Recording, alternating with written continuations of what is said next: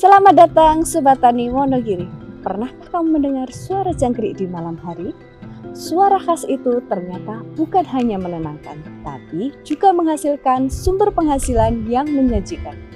Inilah dunia budidaya jangkrik, usaha kecil yang bisa mendatangkan keuntungan besar. Nama saya Agus, saya peternak jangkrik dengan alamat di Desa Jendi, Kecamatan Selogiri, Kabupaten Wonogiri. Terakhir saya kuliah di peternakan. Saya budidaya jangkrik kurang lebih sekitar sudah 7 tahun. Itu kenapa saya ambil budidaya jangkrik. Sebelumnya saya sudah pernah ke budidaya murai, tapi tetap di murai itu kekurangan pakan ya, kekurangan pakan. Makanya kenapa saya tidak buat sendiri, akhirnya saya buat jangkrik itu untuk pakan sendiri mulanya. Tapi akhir-akhirnya kok kelihatan lebih menguntungkan di jangkrik itu, terus saya ambil banting setir ke budidaya ternak jangkrik tersebut.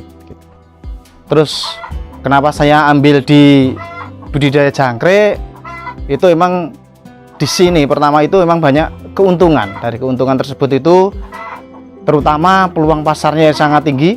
Kita dapat memanfaatkan limbah-limbah pertanian yang ada di lingkungan kita dan sangat mudah dipelihara untuk konsumen, antara lain untuk pakan ikan, untuk pakan ternak burung, dan mungkin saat ini yang kita usahakan untuk camilan kita atau untuk lauk yang proteinnya tinggi.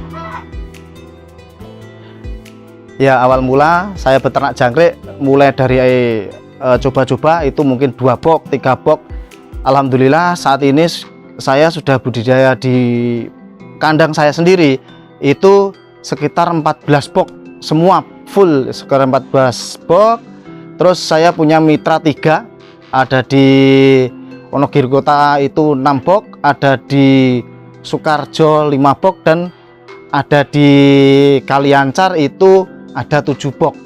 Yang kita siapkan itu box ya, box itu memang perlu disiapkan sebelum jangkrik itu sudah menetas. Antara lain untuk persiapan box itu bisa ada box, terus egg tray itu seperti ini, dan mungkin bisa kita ganti dengan klaras ataupun limbah-limbah dari pertanian, misalkan rendeng ya, atau daun jerami, ataupun mungkin dari batang jagung yang sudah tidak kepakai, itu bisa digunakan semua untuk media rumah jangkrik itu.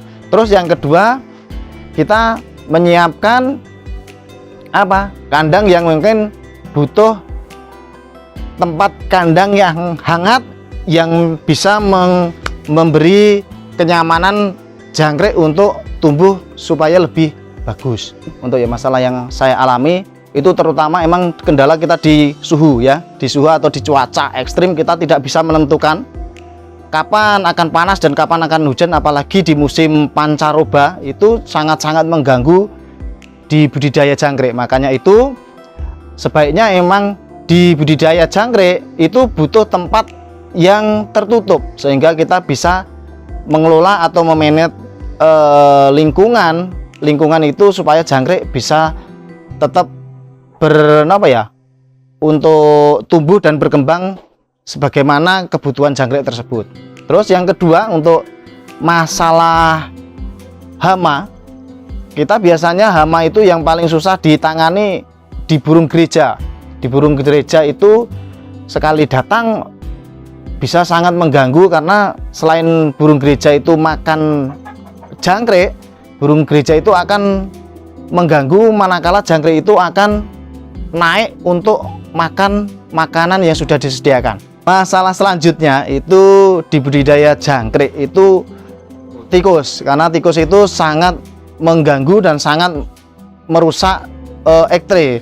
Seharusnya egg tray itu bisa digunakan berkali-kali, itu karena ada serangan tikus, egg tray-nya jadi rusak, sehingga bisa mengakibatkan biaya produksi itu yang mungkin bisa dipakai lagi itu akan menjadi lebih besar karena egg tray-nya banyak yang rusak. Itu yang ketiga, itu yang mengganggu ya, itu yang mengganggu selain tikus itu di semut. Semut itu sangat mengganggu waktu di jangkrik itu usia kecil ataupun waktu di masa-masa penetasan. Itu karena apa? Akibat gangguan semut yang merusak jangkrik ataupun telur itu mengakibatkan gagalnya produksi atau gagalnya telur untuk menetas menjadi baby jangkrik. Di kandang saya itu mulai panen, kemarin kita panen 2 box tapi belum habis, itu sudah dapat kemarin, terhitung kemarin itu 42 kilo, masih sisa 1 box. Terus setiap saat kita harus punya jangkrik, berarti tetap ada panen setiap hari. Itu saat ini di tempat saya, besok di mitra saya, dan kerjasama antara mitra itu kita pakai sistem beda-beda. Ada yang mungkin bagi hasil, ada yang mungkin kita bantu di penjualan, berarti tidak melulu kita ambil keuntungannya gitu. Saya di budidaya jangkrik itu ukuran box 2 meter 40 kali 1 meter 24 cm, itu saya isi setengah kilo telur jangkrik. Itu tertinggi dari hasil saya budidaya itu bisa mencapai 41 kilo. Itu 41 kilo, tapi juga ada terjeleknya. Kita terjeleknya mungkin kemarin itu kita pernah di pancaroba, ataupun karena telur tidak banyak yang menetas, itu waktu dipanen kita sekitar 12 ataupun sekitar 15-an lah kita masih dapat jual, dan kita dapat segitu.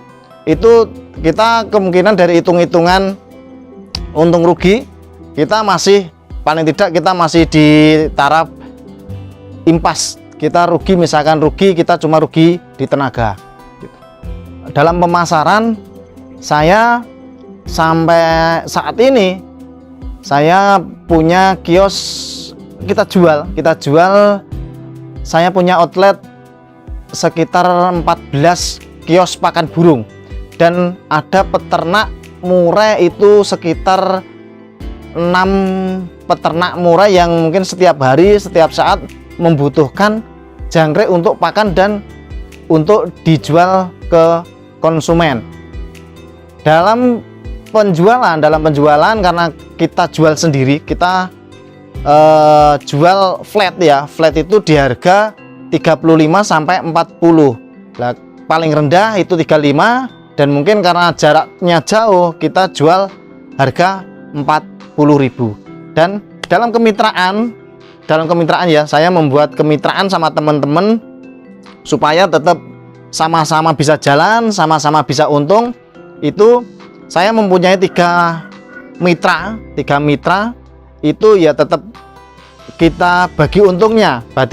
Yang penting tetap mitra saya itu bisa berjalan beternak, saya pun juga masih dapat untung.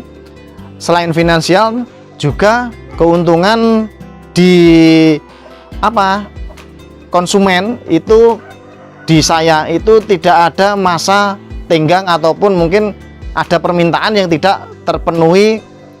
Harapan saya ke depannya itu tetap saya berharap suatu saat saya tambah box, tambah mitra, sehingga kita dari budidaya jangkrik ini bisa menambah lapangan pekerjaan untuk masyarakat sekitar, terutama untuk pemuda-pemuda yang mungkin saat ini benar-benar membutuhkan lapangan pekerjaan tersebut untuk kebutuhan sehari-hari. Karena di budidaya jangkrik itu pangsa pasarnya sangat luas.